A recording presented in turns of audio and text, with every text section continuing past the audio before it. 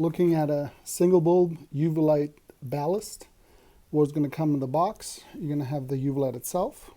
You're going to have your ballast. This is really cool right here.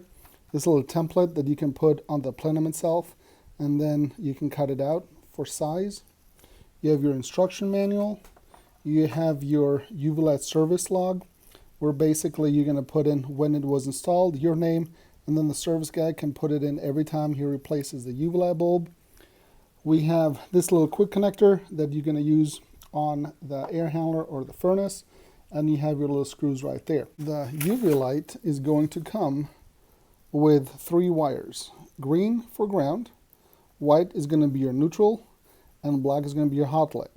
So depending on the application, if you're talking about a furnace, you're going to be using your black wire for your hot leg, your white as your neutral, and your ground to ground. Now the really cool thing about this bad boy, you can also hook it up to 240. So in that case, things change just a little bit over here.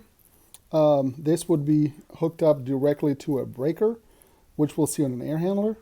So the black one is going to go to one side of the breaker to 120.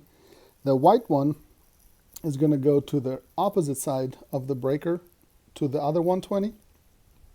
And the green one is still going to go to ground. Nothing else needs to be changed in here, because that ballast is going to automatically detect if you're wired into 120 or 240, and then you will basically have the result you want. There are 2 lights on here.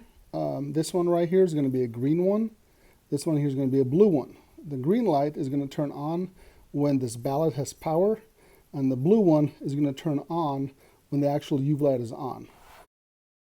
The green light is an indication that your ballast receives power, while the blue light shows the UV light is on. We have our installer sticker right here with the name and the date of the install date. Service, you can update it every time you replace a UV light bulb. Following the power wire, in this case, we're only talking about a furnace. 2 ways to install it.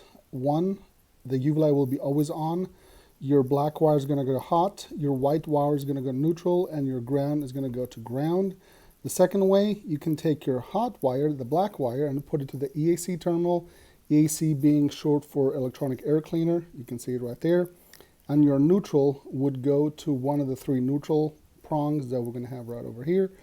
That, as a result, will cause the UV light to turn on and off every time the blower is running, and obviously ground is going to go to ground.